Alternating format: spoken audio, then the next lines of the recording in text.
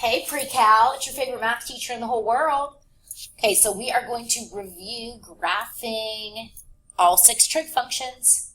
So the first thing they asked me to do is find the amplitude and the period. So I'm in this form, A sine B theta minus C plus D. Now sometimes they are tricky, and they put the D over here, or a minus D. Sometimes they do that. So we have to be very careful when we're looking for amplitude that we're looking for something that's being multiplied by our trig function. Whoopsies. So when I look at the first one, what's being multiplied by sine? A 1/5. What's being multiplied by tangent? An 8. What's being multiplied by cosine? A 2. What's being multiplied by sine? A 3. Now, sine, cosine, cosecant, and secant all follow this pattern. Where to find the period, you take 2 pi and divide it by b, which is the coefficient on your independent variable, the theta. Tangent and cotangent do their own thing, and we'll talk about that when we start graphing. Tangent and cotangent are pi divided by b. So number 1 is a sine. Our b value is actually 1/8. So 2 pi divided by 1/8 gives me 16 pi. Number 3, my b is a 7. 2 pi divided by 7 is my period. In number 4, my b is a 2. 2 pi divided by 2 is my period. Now I skipped number 2 for a reason, because it was a tangent. So instead of dividing 2 pi by 7, I'll divide pi by 7. The fraction makes it bigger. Fraction makes it fat. Okay, on to some graphing. So I'm first going to graph my parent function of sine, which comes from my unit circle, and looking at the y values. 0, 1, 0, -1, 0.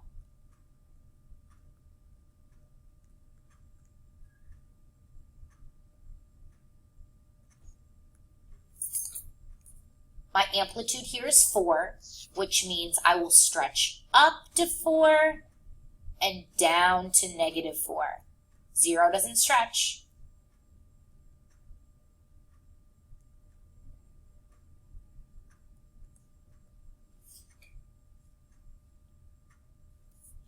Cosine comes from the x values on my unit circle. 1, 0, -1, 0, 1.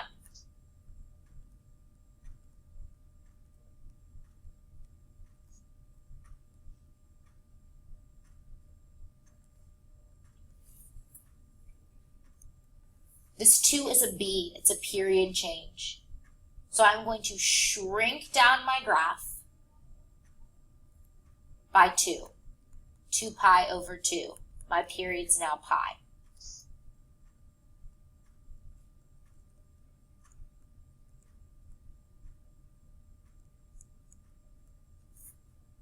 And last, I have my amplitude, which is how high and how low I'm going from this midline.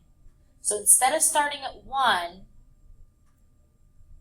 I'm starting at half. Zeros don't stretch. Instead of reaching down to -1, I'm only going to -half.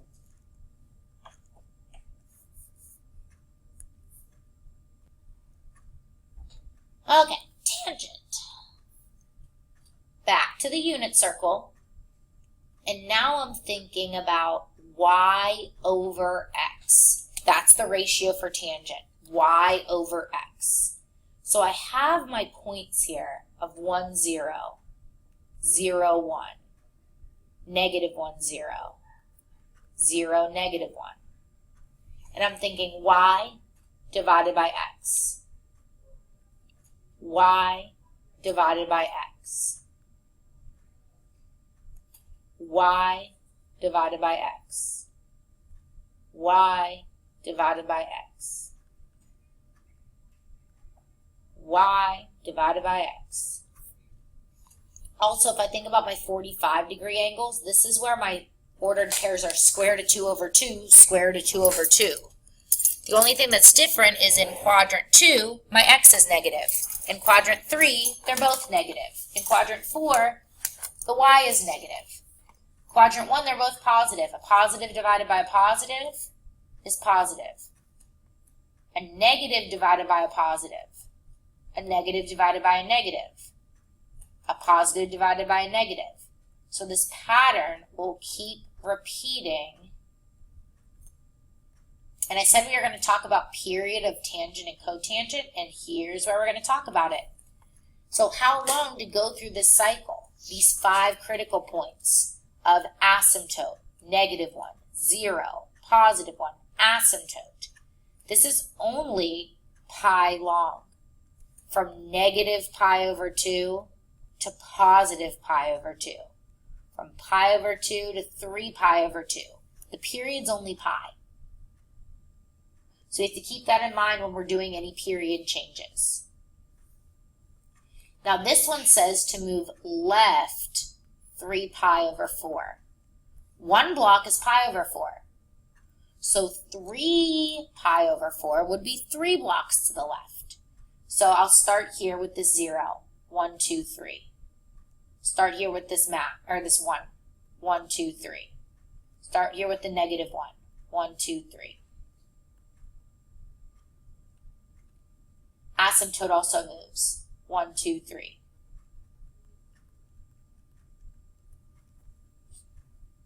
Move this one, 1, 2, 3, 1, 2, 3, 1, 2, 3.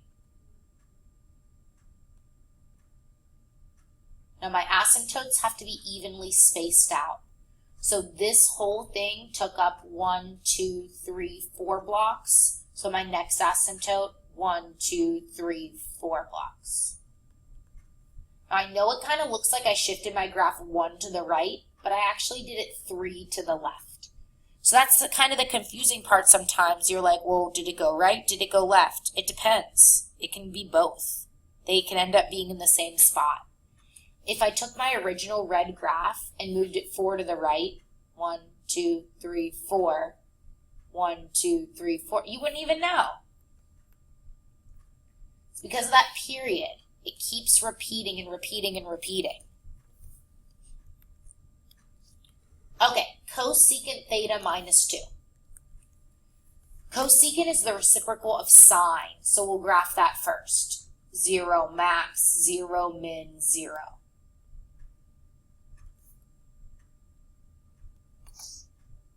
We'll move it down 2.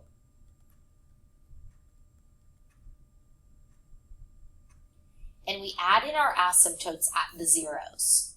Well, my transform graph doesn't have zeros.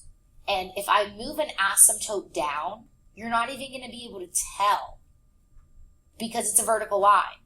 If you move it up, it's still a vertical line. If you move it down, it's still vertical. So it's going to line up right with the original zeros. When you move up and down, your asymptotes do not move.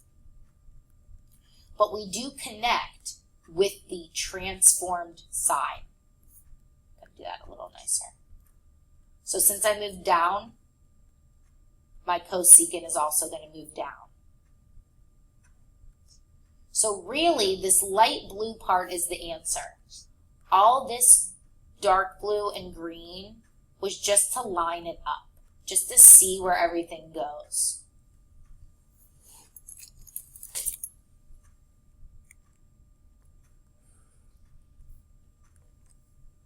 The reciprocal of secant is cosine. So I'm going to start with cosine, max 0, min 0, max.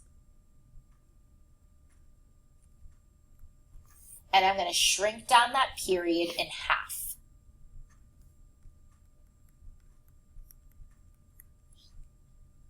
max, 0, min, 0, max. Since I shrunk down my period, I have to shrink down my left and my right movement. So pi over 2 cut in half is pi over 4. It's a minus, so I'm moving to the right. 1, 2, 3, 4, 5. Now, my asymptotes are going to move because a vertical line moved left and right, you're going to see that. So I am going to move my asymptotes and place them along the zeros of my orange graph. Now, like I said before, asymptotes are evenly spaced out. So if it's 2 blocks in between, the asymptotes are going to go every 2 blocks. And I'm going to connect onto this transformed graph, the one that I moved to the right, so the orange one. So everything else really was just there to line up where my blue goes. So all of this is my training wheels. My final answer is just the stuff in the blue.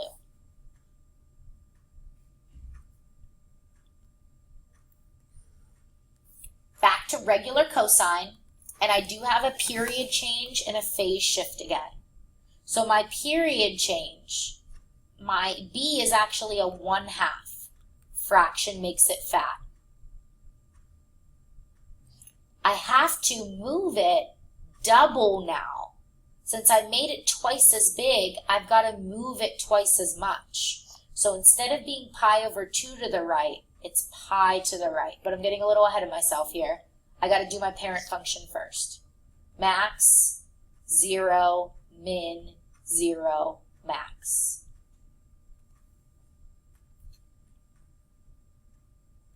Why can't I get that to go? There we go. Stretching it out to 4 pi, max, 0, min, 0, max. Moving pi to the right is going to be 2 blocks. So, oops, stretching on this. Max, 0, min, 0, max. There's my final answer in green. No need for asymptotes. No need for those little U-shaped things. It's just plain old cosine. All right, our friend cotangent, we haven't seen you yet. So we got to go back and think about unit circle and those 4 quadrantal ordered pairs. We have cotangent, which is x over y. So I'm going to go backwards this time. X over y, that's undefined. X over y, that's 1. Negative 1 over 0, that's undefined. Oops. 0 over negative 1, that's 0 again. 1 over 0, that's undefined. Why am I going crooked here? Jeez. Now again, I'm going to go to those 45s. I'm going to go to those pi over 4s, and I know that the ordered pair there is square root of 2 over 2, square root of 2 over 2. They just change signs. Quadrant 3, everything's negative. Negative divided by a negative is a positive. Positive divided by a positive is a positive. So I go positive, negative, negative as I go around my unit circle, making cotangent decrease. Now this 2 is my vertical stretch. So stretch, 0 doesn't stretch. Stretch, stretch, 0 doesn't stretch. Stretch. And I connect. I'll continue the rest in video part 2.